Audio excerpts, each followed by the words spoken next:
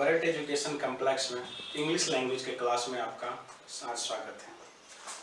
जैसा कि मैंने पिछले क्लास में आपको कहा था कि मैं आज वर्ब लेकर आऊँगा, तो आज हम वर्ब के डिटेलिंग में जाएंगे।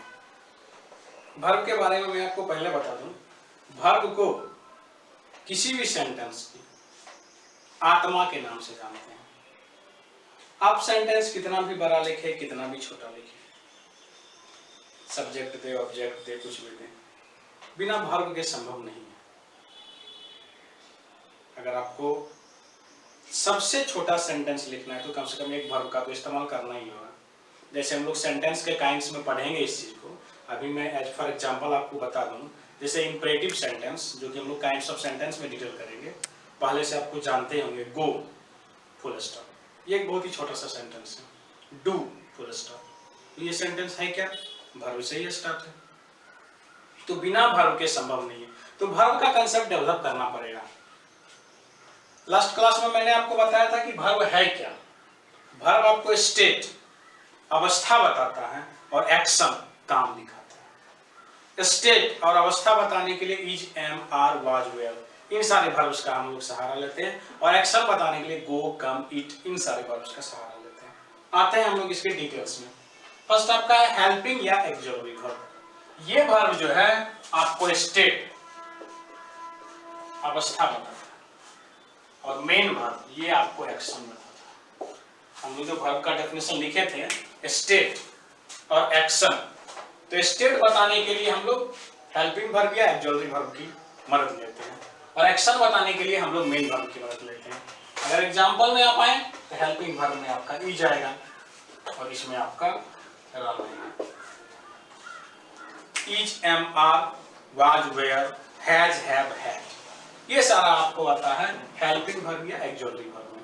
ये स्टेट, अवस्था बताने के लिए आता है, और मेन वर्ब में आपका आता है गो, कम, आना जाना, खाना पीना। थोड़ा सा यहाँ एक और चीज को समझने की आवश्यकता है। यहाँ आप देखिए हेल्पिंग या एक्सोलरी। एक्सोलरी का मतलब वही हेल्पिंग, जो आपको हेल्प करता है। जैसे आप किसी कार की बात कीजिए तो उसमें एक अलग से टायर जो होता है, वो क्या होगा? एक्सोलरी। आप एग्जामिनेशन देने जाते हैं और आपके पास एक पेन पहले से है, और एक पेन आप और रख लेते हैं, तो ये पेन आपका क्या होगा? एक्सोलरी, जो आपको हेल्प करेगा। तो हेल्प करेगा किसको? आप जो मेन लिए हुए हैं, मेन पेन लिए हुए हैं, इसके एग्जिस्टेंस में ये अगर किसी तरह की समस्या क्रिएट करता है तो वो हेल्प करेगा। उसी तरह से यहाँ आप समझे कि मेन वर्ब को हेल्प करने के लिए हेल्पिंग वर्ब या एक्सोलरी वर्ब आता है। कैसे? अब जब एक एग्जांपल हम लेते हैं, आई एम गोइंग। आप सीधे तो आई गोइंग नहीं लिख सकते हैं। गोइंग लिखने के लिए आपको उसके पहले एम देना पड़ेगा। एम क्या कर रहा है? गोइंग को सपोर्ट कर रहा है, गोइंग को हेल्प कर रहा है, इसीलिए इसका नाम हेल्पिंग वर्ब या एक्सोलरी वर्ब हम लोग कहते हैं। वो क्या कर रहा है? गोइंग आ रहा है तो वो हेल्प कर रहा है, इसीलिए इसको हेल्पिंग वर्ब या एक्सोलरी वर्ब कहते हैं। फिर इसका और डिटेल हम लोग किस वर्ब से की मदद से कौन से वर्ब का फॉर्म आएगा, वो हम लोग जब फॉर्म्स ऑफ वर्ब तक चले जाएंगे तो फिर हम इसके साथ आएंगे। फिलहाल यहाँ के लिए आप इतना ही याद रखिएगा कि ये हेल्पिंग वर्ब या एक्सोलरी वर्ब है। Is, am, are, was, were, has, have, has, और मेन वर्ब आपका हो गया गो, कम, आना जाना, खाना पीना। आप आइए मॉडल वर्ब।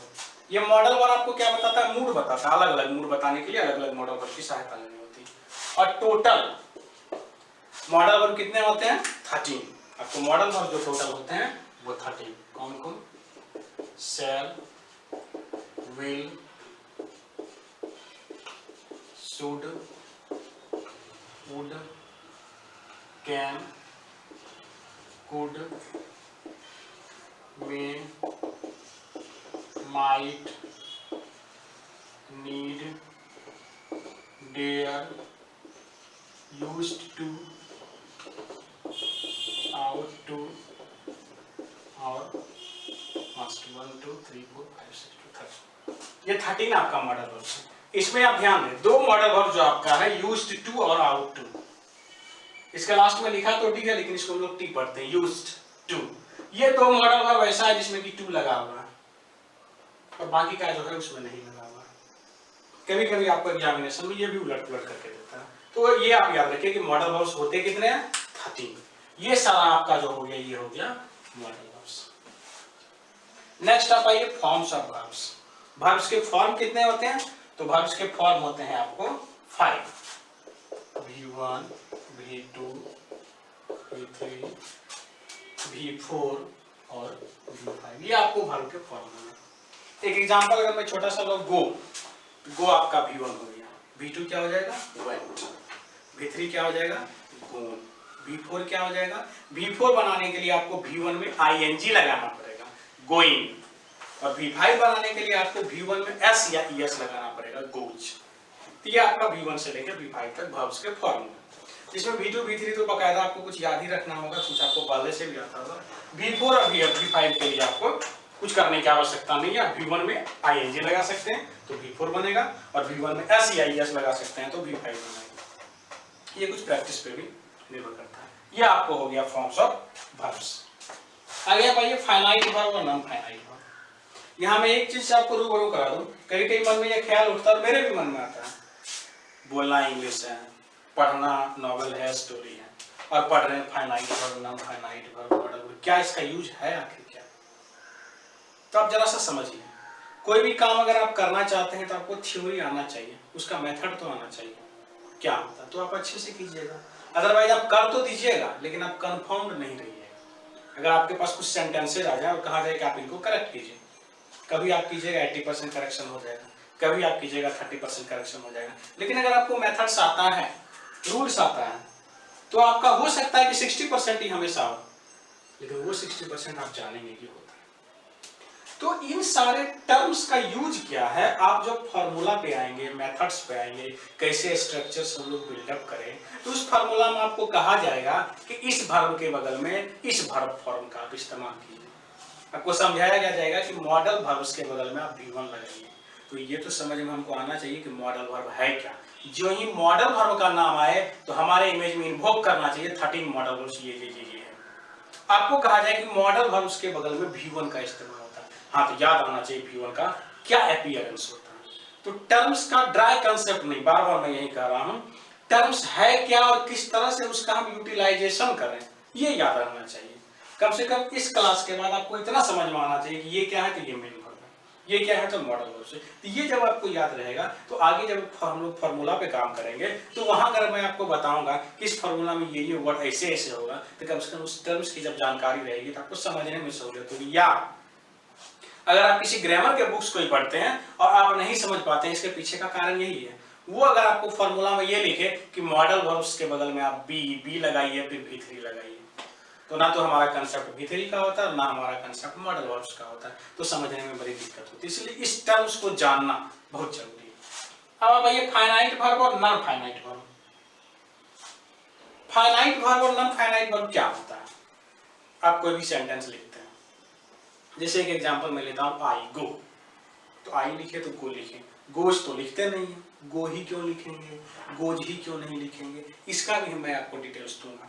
फिलहाल हम लोग यहाँ समझ के चले आई गो, आई के बगल में आप गो लिखे, आई के बगल में गोज तो लिखते नहीं है। अब आप आइए एक दूसरा एग्जांपल हम लेते हैं, आई वांट टू गो, आई गो, इसमें गो आपका verb. Next I want to go, second example, I want to go, यहाँ भी वांट आपका वर्ब है, गो आपका वर्ब है, दोनों में आई आपका सब्जेक्ट है। आई गो में जो आप आई गो लिख रहे हैं तो यहाँ पे गो आया है, गो वर्ब का कौन सा फॉर्म है, V1, ये तो हम लोग यहाँ तक जान ही चुके हैं। सवाल ये उठता है आई के साथ V1 ही क्यों लगेगा, इसका भी डिटेल्स हम लोग करेंगे।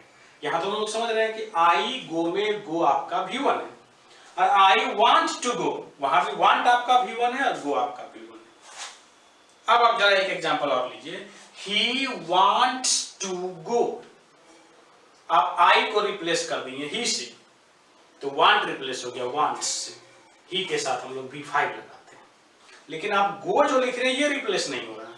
तीनों एग्जांपल को आप एक साथ लाइए, I go, I want to go, he wants to go. आप जब सब्जेक्ट को रिप्लेस कर रहे हैं तो वांट और वांट्स का जो वर्ब फॉर्म है वो चेंज हो रहा है, लेकिन गो का वर्ब फॉर्म यहां चेंज नहीं हो रहा है।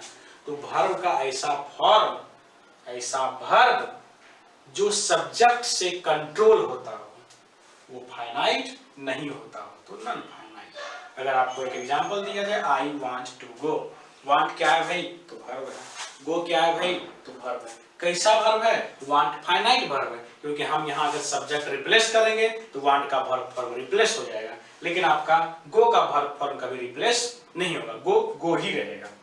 तो गो को इस बात से कोई लेना देना नहीं है कि आप किस सब्जेक्ट का इस्तेमाल करते हैं। तो गो हो गया आपका नॉन फाइनाइट वर्ब और वांट हो गया आपका फाइनाइट वर्ब। आगे आइए, नेक्स्ट वर्ब के फॉर्म में आपका ये रेगुलर वर्ब और इररेगुलर वर्ब। आप V1 V2 V3 बनाते हैं, V4 के लिए और V5 के लिए तो ज्यादा समस्या है नहीं। V4 के लिए V1 में ing लगा दीजिए और V5 के लिए V1 में S या ES लगा दीजिए। आइए V1 V2 V3 यहां तक हम लोग अपने को केंद्रित करें। दो एग्जांपल लेते हैं, गो, वेंट, गोन। गो है, गो का V2 आप वेंट करते हैं, V3 गोन करते हैं। और एक एग्जांपल मैं आपको लेता हूं, लाफ, लाफ, लाफ्ड, लाफ्ड। इसका V2 V3 आप कैसे बनाते हैं, ed लगा देंगे। तो ऐसे वर्ब्स जिसका V2 V3 आप ed लगा के, t लगा के, इन सारी चीजों को लगा के अगर बना देते हैं, लाफ, लाफ्ड, लाफ्ड, तो ऐसे वर्ब को हम लोग बोलते हैं रेगुलर वर्ब, जिसका डायरेक्ट हम लोग ed t लगा के बना देते हैं। और इररेगुलर वर्ब ऐसे वर्ब को बोलते हैं जिसका V2 V3 बनाने में कुछ इंटरनल चेंज आता है, जिसका V2 और V3 बनाने में कुछ इंटरनल चेंज, जैसे रन, रैन, रन, तो ये आपका चला जाएगा इररेगुलर वर्ब में। रेगुलर वर्ब ऐसे वर्ब को बोलेंगे जिसका V2 और V3 बनाने के लिए कुछ नहीं, लास्ट में ed t वगैरह आप ऐड करके चले जाएं, और जिसका V2 V3 बनाने के लिए इंटरनल चेंज आएगा जो आपको पता नहीं, वो आपको हो जाएगा। वैसे वर्ब को हम लोग बोलते हैं इररेगुलर वर्ब। आपसे पूछा जाए गो कैसा वर्ब है, तो गो को हम लोग क्या करेंगे, गो, वेंट, गोन, इंटरनल चेंजेज आया तो हम लोग बोलेंगे गो आपका कैसा है, इररेगुलर वर्ब। बोला जाएगा हेल्प, हेल्प, हेल्प्ड, हेल्प्ड, तो डायरेक्ट आप ed लगा देंगे, तो वो कैसा वर्ब है आपका, रेगुलर वर्ब है। इररेगुलर यानी कि जो कि रेगुलर नहीं हो। जरा इसको आप तोड़े इटिमोलॉजी पे, इर प्लस रेगुलर। इटिमोलॉजी का डिटेल जैसे कि मैंने आपको पहले भी कहा था, वोकैब्स के सेक्शन हम लोग करेंगे। इर प्लस रेगुलर जो कि रेगुलर नहीं है, वास्तव में यहाँ आई आर नहीं, ये यहाँ पे आई एन है, इनका मतलब नॉट, रेगुलर का मतलब रेगुलर। लेकिन जो आपका रेगुलर जो रूट वर्ड है उसका फर्स्ट लेटर आपका आर है और उसके साथ आप आई एन को अटैच कर रहे हैं, तो जब ये इसके साथ अटैच हो रहा है ये आई एन प्रीफिक्स, तो ये एन चेंज होके आर में बदल जाता है, तो यहाँ पे ये हो जाता है इररेगुलर।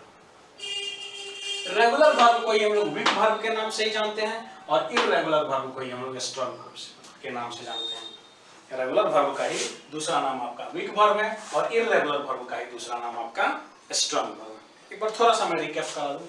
वर्ब स्टेट और एक्शन बताएगा, हेल्पिंग वर्ब हेल्प करेगा, स्टेट बताएगा अवस्था बताएगा, main verb action, modal verb 13 होते हैं टोटल और ये मूड अलग अलग एक्सप्रेशन को बताते हैं।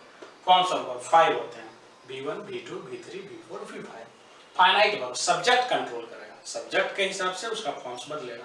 नॉन फाइनाइट वर्ब सब्जेक्ट के हिसाब किताब से वर्ब के फॉर्म्स को कोई लेना देना नहीं है। रेगुलर वर्ब V2 या V3 आप ed t लगा के बना सकते हैं। इररेगुलर वर्ब ऐसा आप नहीं कर सकते, उसमें इंटरनल चेंज आएगा। रेगुलर को ही वीक वर्ब बोलते हैं और इररेगुलर को ही स्ट्रॉन्ग वर्ब बोलते हैं। थोड़ा सा अगर यहाँ कंफ्यूजन हो रहा है कि इसको क्या कहेंगे तो आप जरा देखिए, रेगुलर और इररेगुलर दोनों में बड़ा कौन दिख रहा है, इररेगुलर, क्योंकि इसमें ज्यादा लेटर है। वीक और स्ट्रॉन्ग दोनों में बड़ा कौन सा दिख रहा है, स्ट्रॉन्ग, स्ट्रॉन्ग होगा ऐसे जाएगा, ऐसे जाएगा। रेगुलर को हम लोग वीक बोलेंगे और इररेगुलर को हम लोग स्ट्रॉन्ग बोलेंगे। अब आप यहाँ पे आइए, मैंने आपको कहा था कि कैसे हेल्पिंग वर्ब मेन वर्ब को क्या करता है, मदद करता है। इसको हम लोग हेल्पिंग वर्ब क्यों कहते हैं, जरा सा थोड़ा सा हम लोग इसको यहाँ पे समझ लें। जैसे हम लोग एक एग्जांपल पे बात किए थे, I am going, I am going,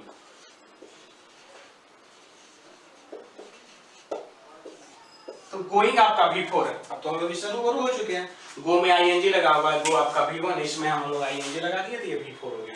तो गोइंग आपका क्या हो गया, V4 आया है तो ये मेन वर्ब है और इसकी सहायता, इसको हेल्प करेगा, हेल्प होगा, तो एम आएगा इसलिए V4 आएगा।